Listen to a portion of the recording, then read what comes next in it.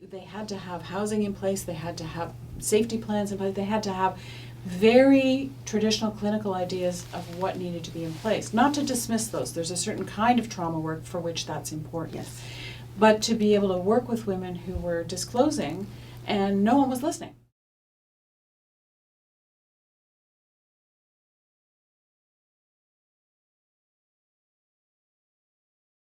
How does your workplace or your setting or your practice assist you in dealing with the repetition of those traumatic stories, which have become collected in the phrase vicarious trauma, and as a way of sort of expressing the long-term effects of that on those of us who do this work? And I'm interested to know, do our workplaces acknowledge that that's a factor in how we do the work, and that either allows us to continue doing the work or makes us burn out and leave it?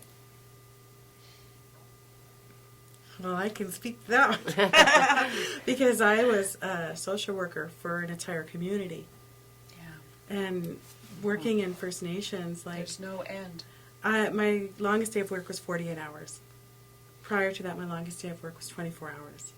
And I would be taking a day off, a sick day, and I would have people calling up and saying, get down here right now. You know, get down here, we'll get you here, we'll get the police to get you here, you know, and it's like, oh my gosh. So you end up leaving, you know, because you just can't do it. It's impossible, you know, and I found that that was one of the most challenging things. It's actually why I'm doing the work I am doing now. It's wonderful to do Aboriginal community engagement, you know, and I wonder, you know, I do miss the clinical work, but it's also, you know, then do I get to have a life? Or am I just totally embedded in that again? So I think that's such a tough challenge, because so often I just find that you're just given more and more and more and more. And a lot of organizations don't have that set up so that you do have like that reflective supervision, or you do have that care, or you have self-care days or whatever. I mean, and I was doing everything. Like I was doing, you know, involuntary, voluntary, suicide, you know, the whole 9 yards. And it's like, you just can't do it. That's the reason why I work in a team, because I feel that a team can hold the collective experience of these very painful stories better than if you're individually. I'm very respectful of people who are doing it individually. And I think that the institutions have been slow to recognize the impact of vicarious traumatization. But I must say I was so gratified this morning. We were doing functional planning for the new building at the Queen Street site at CAMH. And we talked about a room called Oasis, which would be a place where staff could go just to catch that minute, to be able to reorganize or talk to their colleagues and reorganize. And what we do is a lot of peer supervision, because these stories, so we can all hold the stories together.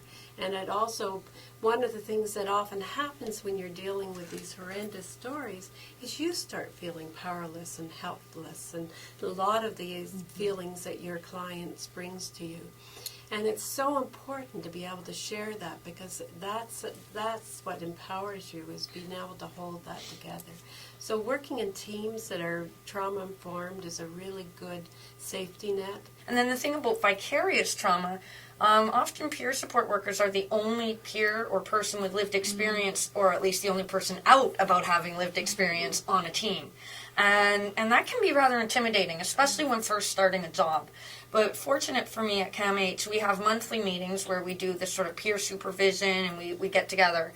And then in addition to that, I also go to peer support gatherings in the community where peers from many different organizations get together.